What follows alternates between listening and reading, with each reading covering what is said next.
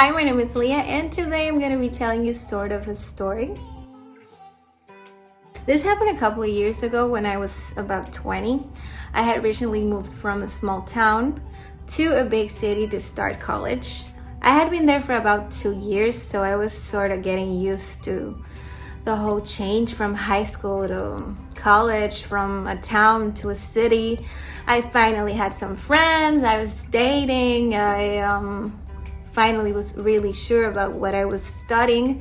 So everything was going really nice and really smooth. I was studying at a very demanding school, and my career was particularly very demanding.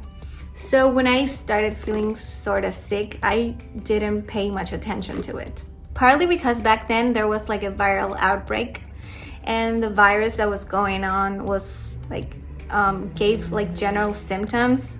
So I figured that I had that. And on another hand, because I am a Latino, and Latinos don't usually go to the doctor unless they're dying, so probably that too. And also because I was on midterms, so I was using that sort of as an excuse not to go to the doctor. I was having some fevers, and this was going on for about 2 weeks, where I was just popping meds. And whenever the fever came back, I did the same. This is really bad, don't do it at home.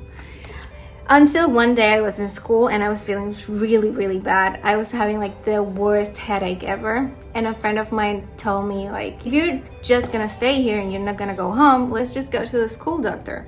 And I was like, okay, I'll go. We went to see the doctor, and after we saw her, she told us like, the only thing that I figured after examining you was like this weird sound in one of your lungs. So I would recommend getting an x-ray.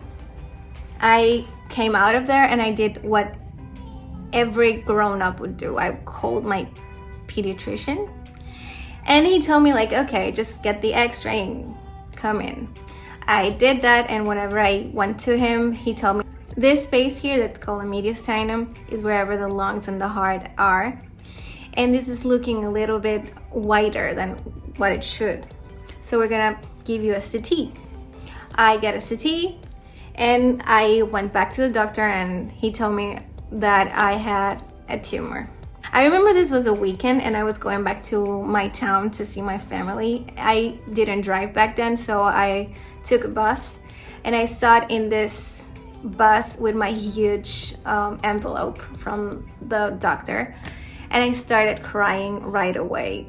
I spent the whole way home crying. The lady who was next to me, she was so freaked out that she didn't even ask anything down.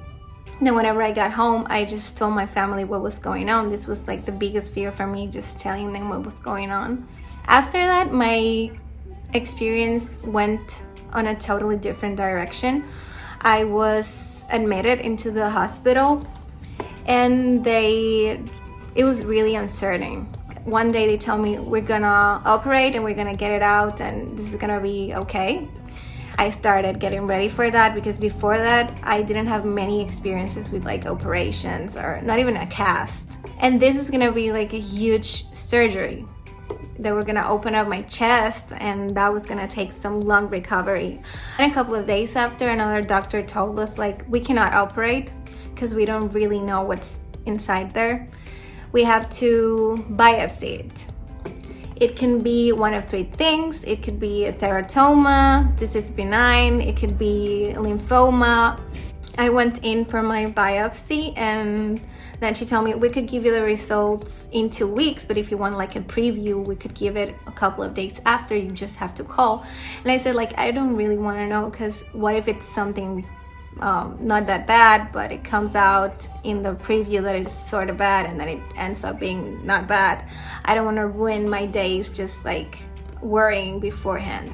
So I just went home. We went on some sort of a holiday for a couple of days to clear our minds of what was going on. So after a couple of days, I received my appointment. It was gonna be in the morning, and it was gonna be in the cancer center.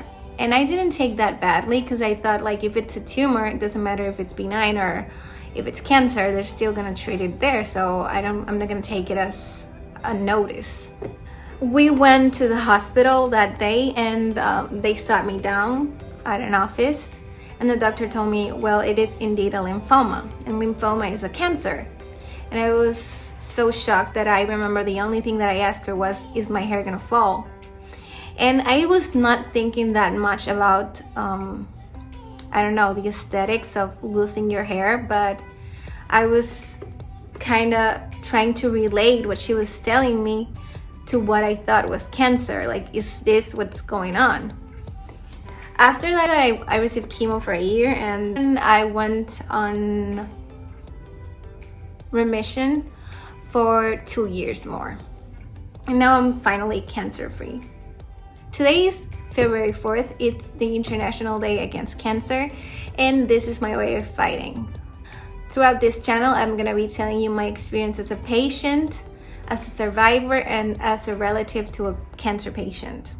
I think it's totally responsible to say that I won't be speaking as a doctor or as a psychologist or as any sort of cancer expert or coach. I'm just gonna be talking about my experience, and I hope this works for you, but it will never substitute professional advice. If you're asking yourself, why is your English so broken? Or why do you have an accent? It is probably because English is not my first language.